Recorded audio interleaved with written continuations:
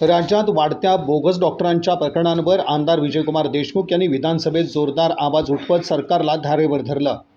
सोलापूर जिल्ह्यातील बार्शी तालुक्यातील ओपळाई ठोंगे इथं पदवी व वैध नोंदणी नसताना वैद्यकीय व्यवसाय करणाऱ्या बोगस डॉक्टरांमुळे तानाजी नरजी सुतार या तरुणाचा मृत्यू झाल्याची गंभीर बाब त्यांनी सभागृहाच्या निदर्शनास आणून दिली।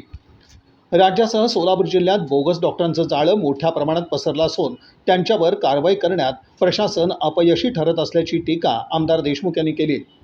2015 ते 2026 या कालावधीत राज्यात केवळ 89 गुन्हे दाखल झाल्याची बाबही त्यांनी उपस्थित केली आणि सरकारनं यावर कोणती ठोस पावलं उचलली आहेत असा सवाल केला। अध्यक्ष महाराज, या बोगस डॉक्टरमुळं जे कंपाऊंडर बोगस डॉक्टर म्हणून काम करतात, ज्या ग्रामीण भागामध्ये व शहराच्या झोपडपट्टी भागामध्ये याचा गेल्या 13 वर्षामध्ये फक्त 86 गुन्हे दाखल झाले आहेत। या 86 गुन्हे दाखल होत असतानाही तरी बार्शी आमच्या जिल्ह्यातल्या बार्शी तालुक्यामध्ये उपळाई बुद्रुक इथं एका युवकाचा 58 वर्षाच्या युवकाचा परवा चुकीचा उपचार दिल्यामुळं बोगस डॉक्टरच्या त्याची मृत्यू झाला। आज गेल्या अनेक वर्षापासून 13 वर्षामध्ये 87 बोगस डॉक्टर पकडण्यात आलं। त्यांच्यावर कायदेशीर गुन्हे दाखल करण्यात आले आहेत का आणि त्यांच्यावर गुन्हे केले असेल तर FIR दाखल करून त्यांच्यावर कुठली कारवाई केली आणि कुठली समिती आज याच्यावर काम करत आहे?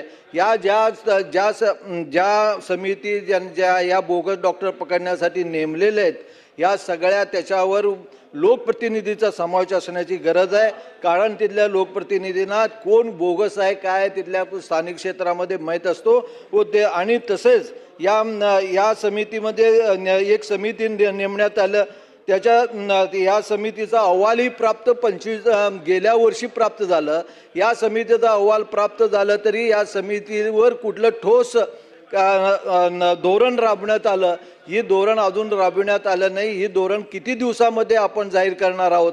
आणि या बोगस डॉक्टरापासून होणाऱ्या या लोकांना चुकीचं जे आजपर्यंत जे उपचार मिळतोय आणि काही डॉक्टर लोक या उपचारामध्ये लहान सहान शस्त्रक्रियाही करतात आणि ह्या सगळ्या गोष्टी कधी थांबणार आहेत? आणि लोकांचे ज्या गेल्या अनेक वर्षापासून लोकांचं ज्या बोगस डॉक्टरामुळं ज्या असं मृत्यू प्राप्त होतो या सगळ्या कधी थांबणार आहेत हे मंत्र्यांनी आम्हाला उत्तर द्यावं।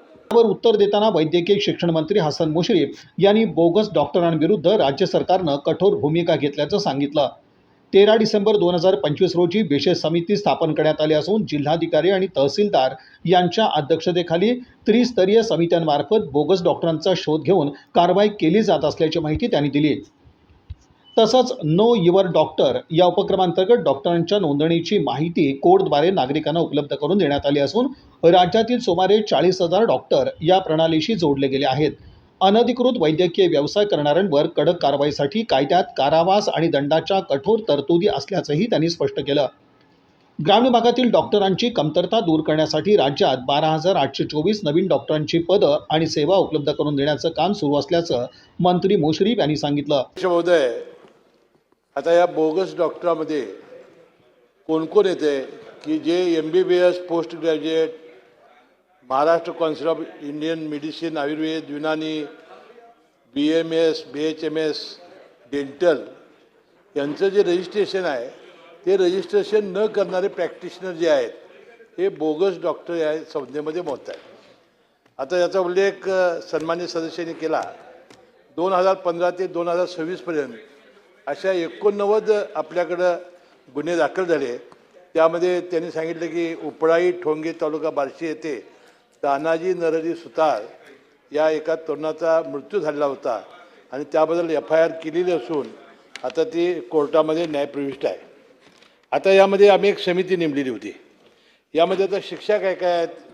नॅशनल मेडिकल कमिशन मार्फत याच्यामध्ये त्यांनी सुचवलं आहे की अनाधिकृत वैद्यकीय व्यवसाय करण्याला 1 वर्षपर्यंत कैद किंवा 50 लाखापर्यंत दंड, महाराष्ट्र मेडिकल प्रॅक्टिशनर अधिनियम 33 अन्वये 2 वर्षपर्यंत किंवा 10,000पर्यंतचा दंड आणि नंतरच्या गुन्ह्यासाठी 10 वर्षापर्यंतची कैद।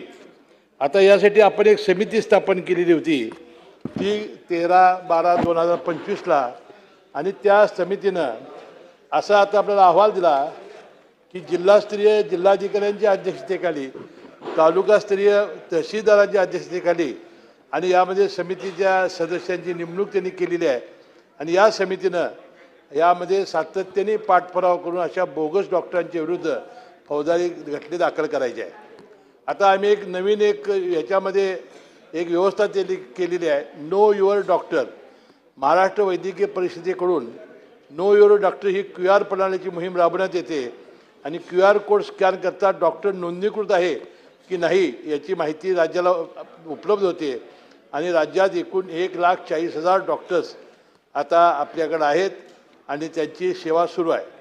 आता आपण राज्यामध्ये आणि खाजगी असतील किंवा शासकीय मेडिकल कॉलेजच्याद्वारे आता 12,824 नवीन MBBS डॉक्टर्स आता दरवर्षी येत आहेत आणि मला वाटतं आता बोगस डॉक्टरांची संख्या ही आता यापुढे काळात होणार नाही याची दक्षता शासन घेत आहे.